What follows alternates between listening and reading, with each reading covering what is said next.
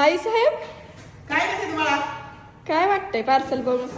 मला काय वाटलं माहित आहे का, मला कोचमध्ये ठेवायला आणलं काही नाही बरं का तुमच्यासाठी नाही, मला वाटलंच होतं तुम्ही पार्सल बघून लय खुश होणार आहो. मला वाटलं का तसं, हा, कारण की तुम्हाला आणखी काही असं वाटलं मला, पण तुझ्या रूम मध्ये आणायचं ती मला माहितच नव्हतं की आता. ती कुंड्या ती इकडे इकडे लय दिसते त्या म्हणून असं आणलंय हो. मस्त आहे बरं का यार, आणि भरपूर आपल्या शोच्या वस्तू ह्याच्यात बसते त्या बघा, म्हणजे झाडांचंच आहे ना. हा झाडासाठीच आहे. आणि झाडं तर ऑलरेडी आपण तयार करून ठेवलेली जायची सगळी, फक्त इथं 2 नट आहेत ती बघा, ती जोडायची आणि कुठं कुठं पसरायची, सगळा पटकन ह्याच्यात ठेवून टाकायचं. लय मस्त दिसते असं खाली मनी प्लांट ती लोंबकळायला लागल्यासारखं. मस्त आहे बरं का, सगळं बनवून ठेवलेलं आहे. आयत्या कुंड्या उचलायच्या, त्या ह्याच्यात ठेवायच्या, त्या ह्याच्या खाली छोट्या छोट्या प्लेट ठेवायच्या आणि त्याच्यात कुंड्या ठेवायच्या.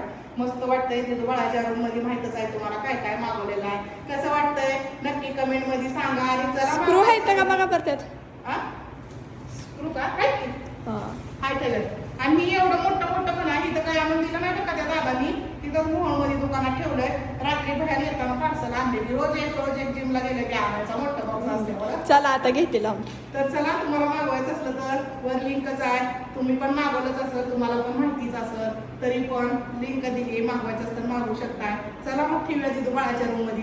साहेब ठेवला माहिती तुम्ही?